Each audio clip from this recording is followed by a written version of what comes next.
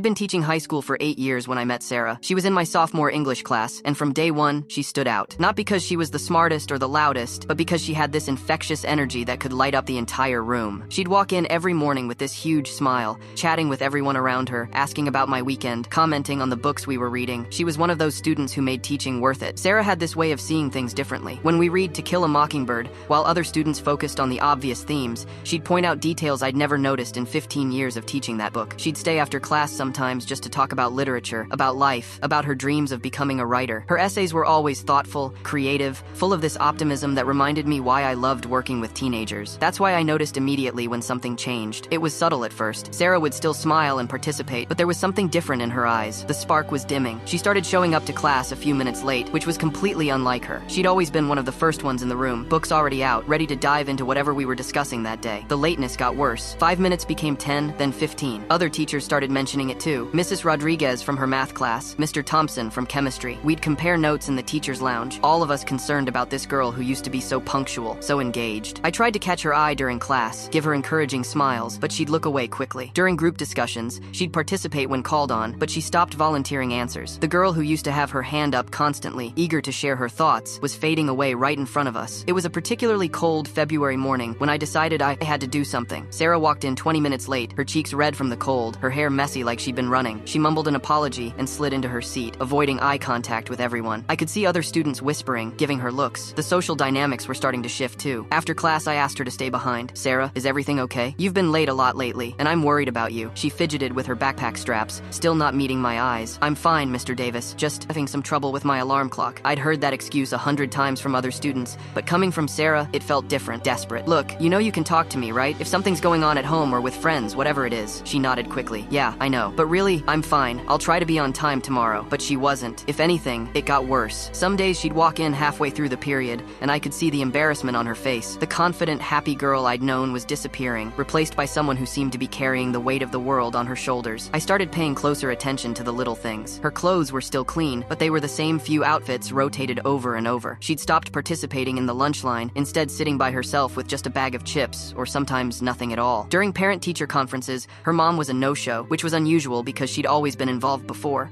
Sarah stumbled in almost 30 minutes late, and she looked exhausted.